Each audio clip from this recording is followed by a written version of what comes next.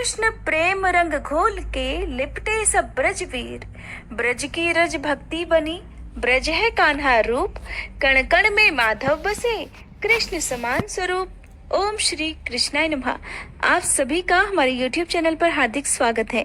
आज की इस वीडियो में रसपान कीजिए कार्तिक मास महात्म्य के 9वें अध्याय का। इससे पहले के अध्याय में आपने जाना था कि किस प्रकार देवर्षि नारद ने राजा पृथु को कार्तिक मास में पड़ने वाली चतुर्थी व्रत के महात्म्य का वर्णन किया था। अब एक दिन देवर्षि नारद ने श्री वेद व्यास जी से पूछा कि हे व्यास जी, ब्रह्मचारी, गृहस्थ, वानप्रस्थी और सन्यासी, इन चारों आश्रमों में गृहस्थ आश्रम को ही क्यों सर्वश्रेष्ठ माना गया है? इस बारे में जानने की मेरी प्रबल इच्छा है। तब व्यास जी ने कहा, हे नारद, जैसे समस्त नदियां समुद्र में जाकर आश्रय पाती हैं और सभी जीव माता का आश्रय पाकर जीवित रहते हैं, ठीक उसी प्रकार भिक्षुक, ब्रह्मचारी, सन्यासी, विद्यार्थी, गुरु पूजक और यात्री, ये 6 जीविका रहित होने पर भी गृहस्थों का ही आश्रय पाते हैं। ध्यान से सुनो, इस संबंध में मैं तुम्हें एक पुरातन इतिहास सुनाता हूँ।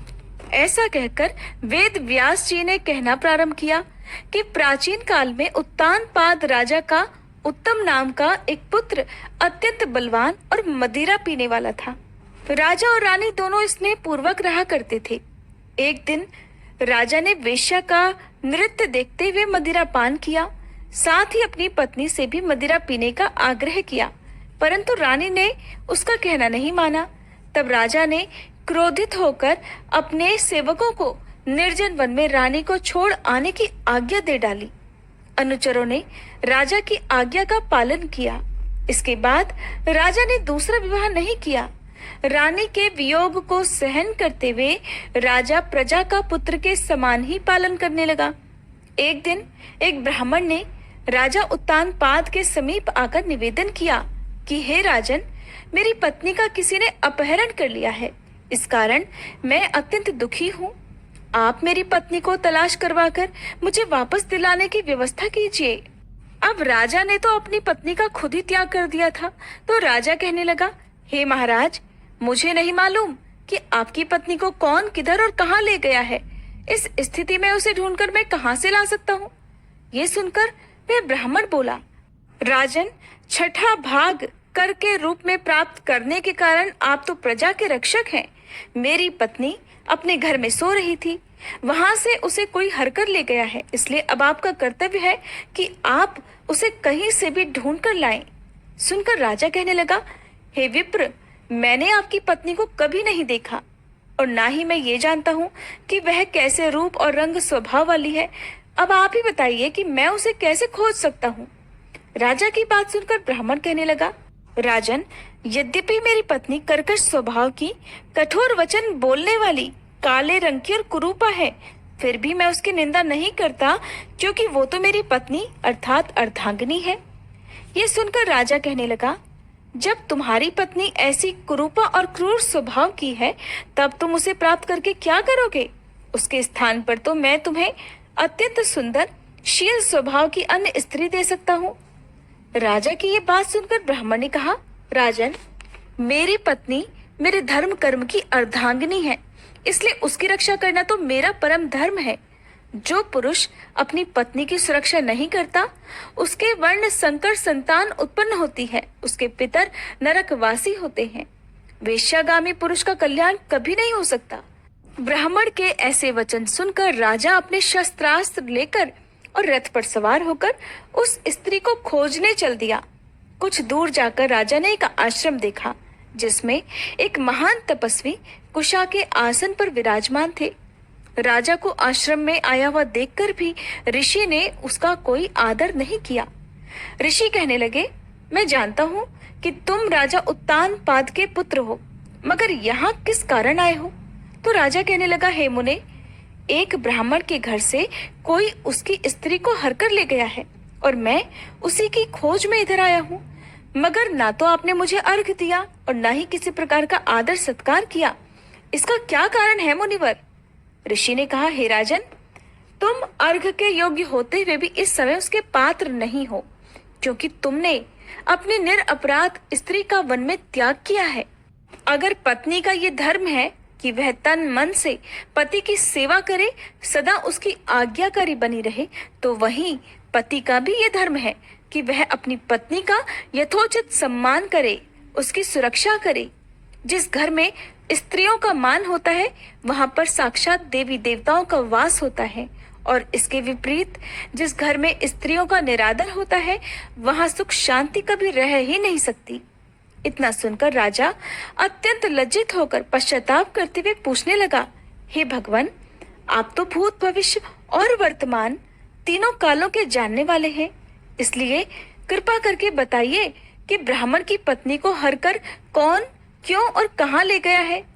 तब ऋषि ने ध्यान धरकर कहा, राजन, अदिति का पुत्र वलाक नामक राक्षस उस ब्रह्माणी को हरकर उत्पलावर्त वन में ले गया है। तुम उसे ढूंढकर ब्राह्मण का संयोग कराओ। ये सुनकर राजा मुनि को प्रणाम करके अपने रथ पर सवार होकर उत्पलावर्त वन में जा पहुंचा। वहां जाकर राजा ने देखा कि एक स्त्री बिल्व पत्र खा रही है। ब्राह्मण ने जैसा जैसा बताया था ठीक वैसा ही रंग रूप देखकर राजा ने उस स्त्री को तुरंत पहचान लिया और सोचा कि यही हो न हो ब्राह्मण की पत्नी है। राजा ने उस स्त्री से कहा, हे कल्याणी, तुम कौन हो और इस वन में क्यों आई हो? तब वह ब्राह्मणी बोली, मैं अतिरात्र की पुत्री और विलास पुत्र की पत्नी हूँ। मैं तो अपने घर में सो रही थी महाराज कि वलाक नामक एक राक्षस मुझे अपहरण करके यहाँ ले आया है। यहाँ लाने के बाद उसने ना तो मुझे कभी किसी प्रकार का कोई कष्ट दिया और ना ही मेरा सतीत्व नष्ट करने का प्रयास किया है। इतना होने पर भी अपने पति के वियोग के कारण मैं अत्यंत दुखी हूँ। राजा ने पूछा, हे ब्रह्माणी, तो बताओ वह राक्षस इस समय कहाँ गया हुआ है? ब्रह्माणी ने बताया कि राजन, वह इस वन के अमुक स्थान पर गया है।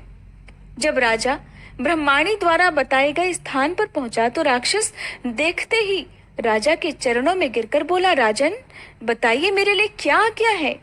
राजा कहने लगा, अरे निशाचर, तू ब्राह्मणी को हरकर क्यों लाया है? अगर तू इसके साथ विवाह ही करना चाहता है तो ये तो अत्यंत कुरूपा है, और अगर तेरी इसे खाने की इच्छा है तो वैसा कह। तब वह राक्षस कहने लगा, राजन, मेरे घर में अनेक रूपवती अप्सराएं हैं। उनके अलावा मैंने कभी किसी अन्य स्त्री से भोग की इच्छा नहीं की और ना ही मैं मांस भक्षण करता हूँ। मैं तो इस समय अपने पूर्व जन्म के पापों का प्रायश्चित कर रहा हूँ। इस ब्राह्मणी का पति राक्षसों को मारने का मंत्र जानता है। जब हम यज्ञ का अन्न ग्रहण करने के लिए जाते हैं तो वह हमको भगा देता है, क्योंकि यज्ञों का आचार्य वही बनता था। इसी कारण उस ब्राह्मण को दुख देने के लिए ही मैं उसकी पत्नी को हर कर ले आया हूँ। शास्त्रों के नियमानुसार स्त्री के बिना पुरुष को धार्मिक कर्म करने का अधिकार नहीं है, इसलिए अब वह यज्ञों में आचार्य नहीं बनता। राक्षस के ये वचन सुनकर अब राजा ने मन में विचार किया कि यह भी तो परोक्ष रूप से मेरी ही निंदा कर रहा है। अब राजा को समझ में आया कि उस वन में मुनि ने मुझे अर्घ क्यों नहीं दिया, मेरा आदर सम्मान क्यों नहीं किया। तब राजा को विचार मग्न देखकर वह राक्षस कहने लगा, राजन, मैं आपकी हर आज्ञा का पालन करूंगा, आप आज्ञा दीजिए।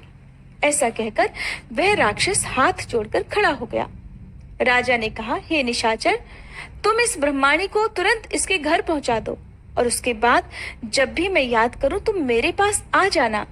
इतना सुनते ही वह राक्षस ब्रह्माणी को लेकर उसके घर छोड़ने के लिए चला गया। इसके बाद राजा विचारने लगा कि मैंने अपनी निर्दोष पत्नी को घर से निकाला है, इसलिए अब मैं कौन सा ऐसा पुण्य कर्म करूं जिससे मुझे इस पाप से मुक्ति मिल जाए। तब राजा ने पुनः उन्हीं मुनि के पास जाकर उनसे उपाय पूछा। मुनि ने कहा, हे राजन, पुरुष के लिए स्त्री धर्म, अर्थ, काम और मोक्ष सब कुछ देने वाली है। इतना ही नहीं, पत्नी के बिना इस लोक और परलोक कहीं पर भी सुख की प्राप्ति नहीं हो सकती। पत्नी चाहे कैसी ही कुरूपा, मूर्ख, रोगी, दरिद्री या खोटे स्वभाव वाली क्यों ना हो, पुरुष को सदा उसका सम्मान ही करना चाहिए। मुनि की बात सुनकर अब राजा को अपनी गलती का भारी पश्चाताप होने लगा। पश्चाताप करते हुए राजा ने कहा, हे मुनि, मैंने तो अपनी निर्दोष पतिव्रता पत्नी को त्याग दिया है, इसलिए अब मुझे क्या करना चाहिए?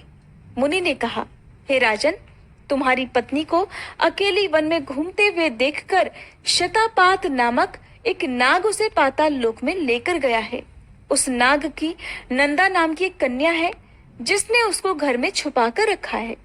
यह सुनकर राजा वहां से अपने घर आया तो ब्राह्मण को पत्नी सहित अपने महल में देखकर वह अत्यंत प्रसन्न हुआ।